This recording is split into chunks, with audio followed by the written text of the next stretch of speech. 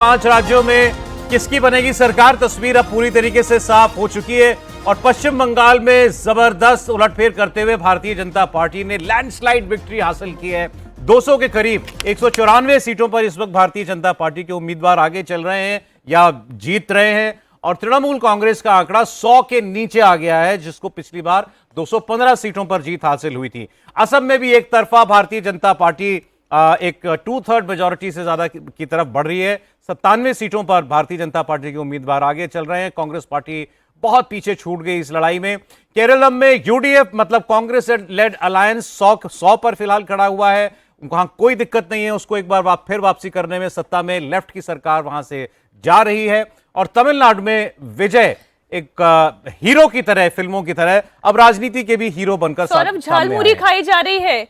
ये दिल्ली की मुख्यमंत्री हैं रेखा गुप्ता और अब देखिए झालमुरी खिलाने का ये जो दिल्ली की पूरी कैबिनेट है वो फिलफिला शुरू हो गया। मुझे पता चला कि सुनील बंसल जी भी झालमुरी खिला रहे हैं। उधर कोलकाता में बीजेपी कार्यालय भी है देवेंद्र, वहां पर भी खूब झालमुरी खाई जा रही है। हरियाणा से ये ट्रेंड ज्यादा शुरू हो गया, वो जलेबी वाले याद हो गया तो उसके बाद से एकदम से ये ट्रेंड ही चल रहा है कि खाने पीने के सामान को भी पॉलिटिक्स में लेके आओ और फिर उसके आधार पर राजनीति करो। कहा था कि आऊंगा झालमुरी और संदेश, तो झालमुरी और संदेश दोनों तैयार है। और नतीजे इंडिया टीवी पर देख रही हैं दिल्ली के मुख्यमंत्री, ये भी बताइए पीछे इंडिया टीवी चल रहा है उनके। अच्छा, और उनके लिए भी एक स्वीट रिवेंज वाली बात है ये। इनके रोड शो में स्ट्रीट लाइट्स ऑफ कर दी गई थी जब ये प्रचार कर रही थी अपनी पार्टी के लिए बंगाल में। उस वक्त भी काफी नाराज भी हुई थी वो, लेकिन बीजेपी ने, और ये बीजेपी का तो ये ट्रेडमार्क स्टाइल है, अपने सारे नेताओं के कारपेट बॉम्बिंग कर बीजेपी हर चुनाव में करती है। छोटे से छोटे और बड़े से बड़े कार्यकर्ता को और नेता को इस्तेमाल करती है प्रचार में। तो सभी का जाना हुआ वहां पर। रेखा गुप्ता ने भी खूब प्रचार किया। और जो असली ताकत होती है ना सौरभ इलेक्शन लड़ने की, वो यही होती है। किस रूप में? जैसे बड़े नेता उनको वहाँ पे लगाया गया तो उनको पहला इंस्ट्रक्शन ये रहता है कि उसके लिए ट्रेंड किया जा चुका है कि आप जब भी किसी कार्यकर्ता के पास जाएं तो पहले उनका पूरा भड़ास जो है ना वो निकलने दें। जितना वो आपको सुनाना चाहें, जो कुछ भी करना चाहें, पूरी बात सुन लेने के बाद फिर उसके बाद धीरे धीरे ये समझाना शुरू करें कि आखिर पार्टी है, देखिए पार्टी के लिए लोग कैसे त्याग करते हैं, इस स्टेट में क्या किया, उस स्टेट में क्या किया। जैसे बंगाल में जब वायलेंस को लेकर बात हुई तो वहाँ पर केरल का उदाहरण दिया गया कि केरल में तो हाथ काट दिया जाता है, इस तरह से होता है, फिर भी वहाँ के कार्यकर्ता अपने लगे रहते हैं। तो उस रूप में आप अंदर का जो फ्रस्ट्रेशन है उसको निकाल के पॉजिटिव वे में अपने लोगों को जोड़ लेते हैं। तो बीजेपी के नेताओं का ये मानना रहता है कि ये जो ताकत है वो उनकी सबसे बड़ी ताकत। ये तस्वीरें बता रही है हर्षवर्धन जी, झालमुरी का स्वाद आज बीजेपी को बड़ा मीठा लग रहा होगा और ममता बनर्जी को तीखा लग रहा होगा। नहीं, देखिए वैसे तो झालमुड़ी और संदेश दोनों बंगाल का है, मीठा तीखा, लेकिन जिस तरह की जीत हुई है भारतीय जनता पार्टी की उसमें सचमुच उसका तीखापन थोड़ा कम हो गया होगा। अब तीखापन दूसरे के ऊपर, यानी झाल दूसरे के ऊपर आ रही तो उसका आप क्या करोगे? जैसे हम लोग यहाँ कहते हैं ना कि सरसों के तेल की झांस लग रही है आंख में, वो आ रही। तो ये जो तीखापन है, वो जो झाल है वो तो आएगी। लेकिन सचमुच भारतीय जनता पार्टी ने जो लोकल कनेक्ट होता है, ये सामान्य बात नहीं है। ये उस वक्त भी बड़ा मजाक किया गया और कैसे विपक्ष जगह जगह रणनीति में कैसे फेल हो गया। एक दुकान पर जाकर प्रधानमंत्री झालमुड़ी खाते हैं। अब किसी ने कहा अरे वो तो एसपीजी वाले को खड़ा कर दिया, बाकायदा मीम बनाए गए, आईटी सेल ने उसको वो एसपीजी वाले को भेज दिया था। अरे वो तो एसपीजी ने पूरा घेर। अरे भाई, प्रधानमंत्री जाएंगे तो क्या आपको लगता है यूं ही राह चलते चले जाएंगे? लेकिन उसको कैसे उन्होंने कनेक्ट किया। एक और जो मसला था जो गंभीर था, वो भारतीय जनता पार्टी ने जिस तरह से किया वो भी कमाल है कि भाई मछली खाओगे कि नहीं खाओ, खाने दोगे कि नहीं दोगे। अब भारतीय जनता पार्टी जो देश के दूसरे हिस्सों में दूसरी तरह से बर्ताव करती है, मंगलवार के दिन अनुराग ठाकुर मछली खाने बैठ गए, मनोज तिवारी तो मान लीजिए कि ये सब। हिमंता जी तो कह रहे थे कि 1 किलो मछली खाऊंगा मैं, यही बंगाल में आके खाऊंगा मछली भात खाकर। कोई दिक्कत नहीं हो तो असम पूर्वोत्तर के राज्य हैं, वहां कोई उस तरह की समस्या नहीं है। हाँ। लेकिन जो एक ओवरऑल जो पैन इंडिया जो बीजेपी की छवि है, और फिर जब आप बंगाल में लड़ने जाते हैं, और शायद ये भी समझने की बात है कि कांग्रेस कैसे देश के अलग अलग हिस्सों से गायब होती गई। राष्ट्रीय पार्टी को अगर अलग अलग राज्यों की विविधता का सम्मान करना ना आए, उसके तौर पर उसके नेता कनेक्ट करते हुए न दिखें, तो फिर वो मुश्किल है। और भारतीय जनता पार्टी ने एक तो एक लड़ना है, झगड़ना है, रणनीति बनानी है। दूसरा क्या है जिसको हम कहते हैं सॉफ्ट डिप्लोमेसी की पिक्चर दिखा दिया, ये कर दिया, वो कर दिया। वो सॉफ्ट पॉलिटिक्स थी जो वहां के लोकल फूड से, लोकल कनेक्ट से, उससे जुड़कर दिखती थी। और मुझे लगता है कि प्रधानमंत्री नरेंद्र मोदी इसके बड़े उस्ताद हैं। एक बात मैं कहूंगा जो अंडरलाइन करना चाहूंगा मैंने इस चुनाव में अमित शाह को मास लीडर बनने की कोशिश करते देखा। अब पता नहीं, हो सकता है कि मैं थोड़ा ज्यादा रीड कर रहा हूं, लेकिन जिस तरह से इस चुनाव में अमित शाह वहां 15 दिन कैंप किए, वो अलग बात है, वो सब कुछ, लेकिन एक मास लीडर वाली जो कोशिश है वो अमित शाह करते हुए दिखे। वो जगह जगह जिस तरह से बात कर रहे थे, बच्चे से मिल लेना, उसके बीच में जाके उतर के उनके सोशल मीडिया से किसी को जवाब दिया जाना। किसी लड़की ने ट्वीट किया कि अरे कितनी देर में पहुंचेंगे, आपका अभी तक जुलूस नहीं पहुंचा है। उन्होंने कहा 10 मिनट में पहुंचता हूं, अभी थोड़ा रह गया। कई ऐसी चीजें दिखी जो अमित शाह, जो जिसको हम बार बार कहते हैं कि एक सख्त छवि वाला आदमी, एक एग्जीक्यूटर आदमी, मैनेजमेंट वाला आदमी, उसको मास लीडर के तौर पर भी कन्वर्ट होते हुए हमने बंगाल में देखा है। कम से कम मैं उसको ऐसे रीड कर रहा हूं। ये कैंपेन को ओन किया उन्होंने, और वो सबसे बड़े रणनीतिकार तो हर कैंपेन में होते हैं बीजेपी के, इस बार फेस भी थे। मुझे लगता है सबसे ज्यादा सभाएं भी उनकी हुई हैं। ठीक बात है। और जो चैलेंज हो रहा था ममता बनर्जी का, उसे हेड ऑन वही ले रहे थे। मतलब जिस तरह से जब वो कुछ चैलेंज करती थी, रुक के दिखाओ, ये करके दिखाओ, तो सीधा सीधा उसका जवाब उन्हीं की तरफ से जिस तरह से आ रहा था। और एक तरह से उन्होंने जो डेरा डाला वहां पर, उसका कहते हैं कि उसने बहुत बड़ा मोटिवेशन का, भय को दूर करने का जो काम किया, कि वो रात रात भर अपने पोलिंग एजेंट्स के साथ, बूथ पर कार्यकर्ताओं के साथ जो मुलाकात करते रहे, उसने बहुत ज्यादा मोटिवेट किया और एक मैसेजिंग बहुत। मुझे लगता है कि स्ट्रेटजी जो है बीजेपी की बहुत अच्छी काम की है। नेचुरली अमित शाह उसके लिए जिम्मेदार हैं, प्रधानमंत्री नरेंद्र मोदी उसके लिए जिम्मेदार हैं, लेकिन अपने लोकल नेताओं को आगे बढ़ाना, उन पर विश्वास जताना। दूसरी स्ट्रेटजी में ममता बनर्जी पर डायरेक्ट अटैक ना करना, टीएमसी के रूल को लेकर बात करना, तो ये सारी स्ट्रेटजीज उनकी काम की। दूसरा, हिंदू कंसोलिडेशन बिल्कुल सामने दिखाई देता है। ममता बनर्जी का जो मुस्लिम कंसोलिडेशन का कोशिश थी, 43 सीट्स मान लीजिए, वहाँ पर 50% से ऊपर मुस्लिम बाहुल्य सीटें हैं, उसमें से अगर वो 12 सीटें लूज करती हैं इस इलेक्शन में, तो नेचुरली मुसलमानों ने उस तरह से वोट ममता बनर्जी को नहीं किया। वो उनके एडमिनिस्ट्रेशन के कारण नहीं किया, जो खराब एडमिनिस्ट्रेशन के कारण, या फिर मुस्लिम वोट बटा, जो भी है ये एनालाइज। मुर्शिदाबाद में 4 फ्रेगमेंटेशन में वोट बटा है, जो भी हम डेटा एनालिसिस कर रहे थे, 4 जगह। तो मतलब जो कंसोलिडेशन की बीजेपी को हराने के लिए सब एक मुश्त आ जाएंगे, घर से बाहर निकलेंगे, सब दूर दराज से आ रहे हैं, वो परसेप्शन भी यहाँ पर खत्म हुआ है। और कहीं ना कहीं जो एक बात होती है कि भाई ठीक है, मुसलमान जो है एक तरफ आ रहा है, वो अपीजमेंट की जो पॉलिटिक्स है, वो भी कितने दिन कोई पार्टी इस तरह से चला सकती है, ये माइनॉरिटी भी अपने आप में कहीं। अपीजमेंट की पॉलिटिक्स दोनों तरह से है, वो सिर्फ हिंदू मुस्लिम नहीं है। अपीजमेंट की पॉलिटिक्स तो ये भी है कि हम 1500 रुपए देंगे या 3000 रुपए देंगे। तो अपीजमेंट की पॉलिटिक्स ये भी है कि आप अगर प्रेग्नेंट है तो हमारे को 21,000 रुपए देंगे। वो अपीजमेंट की पॉलिटिक्स हर जगह है। और वो क्या महाराष्ट्र में सक्सेसफुल हो रही है आफ्टर इलेक्शन, में बोल रहा हूँ। महाराष्ट्र में जो महिलाओं को पैसे मिलने थे, उसमें मुश्किलें हो रही है। लोग गलत तरीके से गलत चीजें उसमें रजिस्ट्रेशन कर रहे हैं। 80,000 गलत रजिस्ट्रेशन हुए उसमें।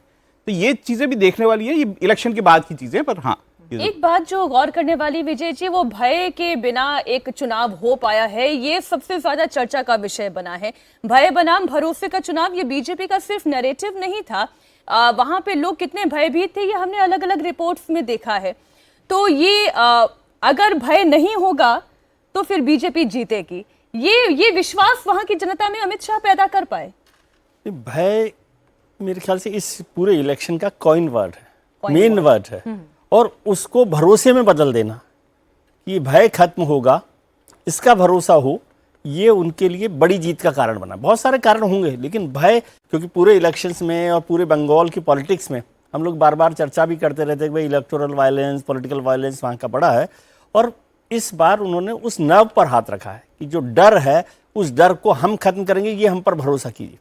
और यदि मैं भारतीय जनता पार्टी की पॉलिटिकल हिस्ट्री को देखूं, इलेक्टोरल हिस्ट्री को देखूं, तो उनके लिए ये विनिंग वर्ड है, विनिंग कॉइन है। आप 2017 का चुनाव देखिए उत्तर प्रदेश का, उसका भी जो कॉइन था वो था भय था कि अखिलेश यादव की गुंडा सरकार, गुंडों का राज खत्म होगा, लड़कियां रात को आराम से निकल पाएंगी, आपका खत्म होगा, ये सारा काम होगा। वो वर्ड, कॉइन वर्ड वहां पर काम आया और सरकार बनी। ये बिहार का चुनाव देखिए, भारतीय जनता पार्टी की सरकार है, लेकिन वो पुराना भय जो है वापस लेकर आ रहे हैं लालू यादव का, कि ये गुंडा राज आ जाएगा अगर यहाँ आए, तो वो भी कॉइन वर्ड है। 2007 का आप लोगों ने पता नहीं देखा कि नहीं देखा, वो गुजरात का चुनाव, नरेंद्र मोदी मुख्यमंत्री हैं और उन पूरी सभाओं का कॉइन वर्ड था भय। जब मुख्यमंत्री बोला करते थे कि सबसे इंपॉर्टेंट चीज है कि लड़का रात को घर लौटेगा कि नहीं, बिल्कुल। ये जो भय है, लेकिन भाई केवल कह देने से नहीं होता ना, उसका भरोसा भी हो कि जब आप आएंगे या पहले तो आप रहेंगे- पहचाना कि ये सबसे बड़े मुद्दा पहले है, और पहचानना उसको एड्रेस किया फिर। उसको, यस। 5 राज्यों के रुझान स्क्रीन पर आ चुके हैं। ये लगभग तय हो गया है कि बंगाल, असम और केरल में किसकी सरकार बनेगी, तमिलनाडु में किसको कुर्सी मिल सकती है। ये रुझान जल्दी फाइनल नतीजों में तब्दील होने लगेंगे और आप भी लगातार फेविकॉल के जोड़ की तरह कुर्सी से चिपक कर बैठिए और देखिए फाइनल नतीजों के बाद किसकी कुर्सी को मिलेगी लंबी उम्र। और बंगाल, असम, केरल, तमिलनाडु, पुडुचेरी, 5 राज्यों के जो एग्जैक्ट नंबर्स हैं वो आपको हमारी स्क्रीन पर दिखाई दे रहे हैं। मैं तो मैप में देख रहा हूं इलेक्शन कमीशन की वेबसाइट पर, क्योंकि 194-200 के करीब भगवा सीटें हो गई बीजेपी की, तो स्क्रीन पर मैप में ज्यादा भगवा दिखाई दे रहा है। जो कुछ हिस्से छूटे हुए हैं, नॉर्थ बंगाल पूरी तरीके से भगवा दिखाई दे रहा है। पश्चिमी हिस्सा जो है पश्चिम बंगाल का, वो पूरी तरीके से भगवा दिखाई दे रहा है। दक्षिण पश्चिमी हिस्सा पूरी तरह दिखाई दे रहा है। वही कुछ कोलकाता के इर्द गिर्द की कुछ सीटें और दक्षिण 24 परगना, मुझे लगता है यही कुछ जिले रहे हैं जहां पर उस हद तक पेनिट्रेट नहीं कर पाई बीजेपी। वरना आप इसमें देखें तो इस बार पूरे बंगाल में भगवा छाया। साहब, जैसा आपको ध्यान होगा, शुरू से हम लोग इस बात को बता रहे थे कि बीजेपी वाले कह रहे हैं कि साउथ 24 परगना, इस डिस्ट्रिक्ट में हमें दिक्कत है, मुर्शिदाबाद, उत्तर दिनाजपुर के अलावा, और इसके अलावा बाकी कोई ऐसा डिस्ट्रिक्ट नहीं जिसमें बीजेपी बहुत पीछे हो, टीएमसी बहुत ज़्यादा आगे हो। जैसे हावड़ा में भी था, तो हावड़ा में ये दिख रहा था कि टीएमसी आगे रहेगी, लेकिन 2-3 सीटें बीजेपी को भी आएंगी।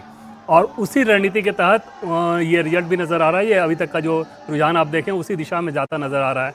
इस पूरे इलेक्शन को स्वरूप आप देखें तो पीएम को रखा गया चेहरे के तौर पे, दूसरे बड़े चेहरे के तौर पे गृहमंत्री अमित शाह, जो कि स्ट्रेटजी भी बनाते हैं, और स्टेट लेवल पे जो कमान सौंपी गई राष्ट्रीय नेताओं को, उसमें सुनील बंसल को बूथ की जिम्मेदारी दी गई, जिन्होंने उत्तर प्रदेश के चुनाव में जो अपनी पहली बार अपनी चमक जो जोरदार दिखाई थी राष्ट्रीय स्तर पे, वो यूपी का विधानसभा चुनाव आपको ध्यान होगा, और उसके बाद से लगातार अलग अलग स्टेट में उनको लगाया जाता है। तेलंगाना में भी लगाया गया था, बंगाल में भी लगाया गया, और भूपेंद्र यादव के ऊपर जिम्मेदारी दी गई थी कि पूरे इलेक्शन का जो नैरेटिव है वो किस रूप में जाना चाहिए सौरभ, और पर डे सेंटिमेंट एनालिसिस उसका एक सॉफ्टवेयर उन्होंने तैयार किया था, और उसमें सोशल मीडिया के प्रोफाइल और ट्रेडिशनल मीडिया के नैरेटिव, उन सारी चीज़ों को ध्यान में रखकर कि बंगाल का यूथ क्या सोच रहा है, बंगाल की महिलाएं क्या सोच रही हैं, वहाँ पे बुजुर्ग क्या सोच रहे हैं, उसका एक सेंटिमेंट एनालिसिस करके रिपोर्ट तैयार होता था, और उस रिपोर्ट के आधार पर डे बीजेपी अपने नैरेटिव को आगे बढ़ाती थी। तो इतना साइंटिफिक तरीके से इलेक्शन लड़ा गया। दूसरी तरफ ममता बनर्जी के केस में देखें तो उनके बाद ज़्यादातर इस इलेक्शन को लड़ा है अभिषेक बनर्जी ने, और अभिषेक बनर्जी की जो फंक्शनिंग है, महुआ मोइत्रा का एक ट्वीट कर देना, डेरेक ओब्रायन का बाहर आना, वो कहना वो नरेंद्र, ये इस तरह की पॉलिटिक्स में रह गई। कल्याण बनर्जी, गृहमंत्री अमित शाह के खिलाफ किस तरह की भाषा का इस्तेमाल करना, अधिकांश सांसद उनके निष्क्रिय रहे थे इस तरह की कार्यशैली में, ये जो बात आप पार्टी से जुड़े देवेंद्र नहीं। कह रहे हैं कि क्या टीएमसी के बीच में एक टूट दिखाई दी थी हर्षवर्धन जी? क्या टीएमसी के अंदर एक खेमा वो जो अभिषेक बनर्जी का खेमा है, महुआ मोइत्रा का, नए लीडर्स का खेमा है, और एक वो पुराने लीडर्स का खेमा कल्याण बनर्जी की हम बात कर ले कि कैसे उन्होंने अपने पद से भी उनका वो हट गए। क्या इसका असर भी पड़ा है टीएमसी की हाल? संघर्ष था, और जब इसकी चर्चा हम लोग करते थे तो आमतौर पर जो इस थियरी से सहमत नहीं होते थे वो कहते थे कि ये संभव ही नहीं है। और एक बार तो मुझे याद है कि सामने से जवाब आया कि ये तो आप लोगों के मन में है कि अभिषेक बनर्जी और ममता बनर्जी के बीच में कुछ है, लेकिन सच ये है कि ममता बनर्जी और अभिषेक बनर्जी की टीएमसी दोनों अलग अलग काम कर रही है। अभिषेक बनर्जी को ये लगा कि ज्यादा एग्रेसिव होकर ज्यादा, और अगर आपको ध्यान में हो कि एक चर्चा हुई थी कि शौकत मुल्ला को अब उसको रिप्लेस कौन करेगा, तो ये जहांगीर करेगा जो फाल्टा वाला है। तो इस तरह से अभिषेक बनर्जी और ममता बनर्जी, लेकिन जो कैंपेन का है और जो देवेंद्र कह रहे हैं उसको थोड़ा सा और आगे बढ़ा के मैं उसको समझने के लिहाज से, पिछली बार के नारे जरा सोचिए, अब की बार 200 पार, डबल इंजन सरकार, अब और अन्याय नहीं, लेकिन वो खेला होवे के आगे सब गायब हो गया। वो तृणमूल का एक प्रवक्ता था, उसने खेला होवे का एक गाना बनाया, रैप सॉन्ग, पॉप सॉन्ग जो कह लीजिए वो बना, और खेला खेला खेला होवे वो एकदम अलग ही बन गया। इस बार भारतीय जनता पार्टी बहुत आक्रामक थी, और ये जो नारा चुना गया, ये जो पलटानो दरकार चाहिए बीजेपी सरकार, उसने एकदम से कनेक्ट किया। और बीजेपी आक्रामक थी, लेकिन लाउड उस तरह की नहीं थी कि पब्लिक में झगड़ा हो, क्योंकि उसको इससे पता था कि अगर झगड़ा होगा तो हम अभी कमजोर हैं, वीक विकेट पर हैं। तो भारतीय जनता पार्टी की रणनीति ने उसमें काम किया, और अभिषेक बनर्जी और उनके जो सिपा सलार थे, जिसको कहते हैं ना कि गर्म खून थोड़ा समझ नहीं पाया, और वो नहीं समझ पाया कि बीजेपी प्रोवोक कर रही कि आप अपना और वो रूप दिखाइए जो भय वाला रूप है, वो भय वाला रूप वो दिखाते रहे और उसमें फंसते चले गए, वो गर्मी में ही रह गए। मैं वही कह रहा हूं, जो गर्मी थी। हाँ। और वो कई बार होता है ना कि आप चाहते हैं ना कि थोड़ा और हो जाए, और मतलब उसको थोड़ा वैसे कहें, मैं उनके ऊपर नहीं टिप्पणी कर रहा हूं, लेकिन हिंदू तो ये कहता है ना कि भाई तभी शिशुपाल का वध भी तभी होगा, कृष्ण तभी करेंगे जब गालियां पूरी हो जाएंगी। एक पिनाज ये अंतर दिख रहा था, जैसे अभिषेक बनर्जी खास तौर पर जैसे उनकी स्टेटमेंट थे, और महुआ मोइत्रा का स्टेटमेंट याद आ रहा है, या आपने जिनका नाम लिया था सांसद जो है डेरेक ओब्रायन। डेरेक ओब्रायन, वो दूसरे वाले कल्याण बनर्जी, एक मतलब गुंडा अमित शाह के लिए जो उन्होंने प्रेस कॉन्फ्रेंस किया था, वो मुझे लग रहा है जनता से ज्यादा अपनी पार्टी वर्कर से ही बात करते रह गए कि ये लोग चार्ज अप रहे हैं किसी तरीके से। वो क्योंकि पैनिक मोड में ज्यादा नजर आ रहे थे, क्योंकि जिस तरह से एक खबरें ये भी आ रही थी यहाँ, राहुल जी अगर और हर्षवर्धन जी अगर आप इसमें एट्रीब्यूट करें कि अभिषेक बनर्जी पूरी तरह से एजेंसी पे डिपेंडेंट थे, उन्होंने सारे नेताओं को, पुराने नेताओं को बदल दिया था, और उसके बाद जब लास्ट में ममता बनर्जी वहां पे इंटरवीन करती हैं, जिस तरह से वहां पर उनके पुराने सिपहसालार गायब होते हैं, तो एक पैनिक मोड में पार्टी ऑलरेडी आ चुकी थी। जो रिफ्ट भले ही ना दिखाओ, लेकिन कहीं ना कहीं एक मिसमैनेजमेंट हो चुका था, और जब उन्होंने देखा कि लास्ट के 2-3 महीनों में बीजेपी जिस तरह से हाई पिच पे बढ़ रही है, तो पैनिक मोड की वजह से बहुत ज्यादा हमने इस तरह के मिसकैलकुलेशन, इस तरह की चीजें हमने देखी जमीन पर। देखिए, जहाँ तक दोनों के बीच में रिफ्ट का सवाल है, तो अगर ऐसी कोई रिफ्ट होती तो मुझे जहाँ तक लगता है, मुझे लगता है कि अभिषेक बनर्जी क्या भवानीपुर का सारा काम देख रहे होते, हर एक बूथ की जो चीज़ें हैं वो अभिषेक बनर्जी देख रहे थे भवानीपुर में।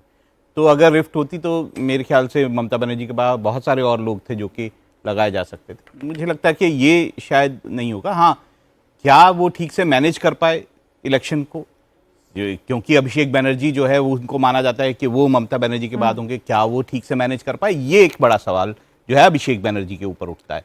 दूसरा, अगर हम सिर्फ ये देखें कि क्यों बीजेपी जीत रही है, तो आप देखिए Bankura, Birbhum, Paschim Bardhaman, Purba Bardhaman, Midnapore, parts of Murshidabad, Hooghly, north Bengal, ये सारे एरियाज ऐसे हैं जिसमें हिंदू कंसोलिडेशन बड़े पैमाने पर हुआ है, और इन सब में आप देखेंगे सीटें पलट गई। एक बात अभिषेक बनर्जी के बारे में कह दूं, बीजेपी ने इस चुनाव में सारे पत्ते सही खेले, तब ये नतीजा आया है।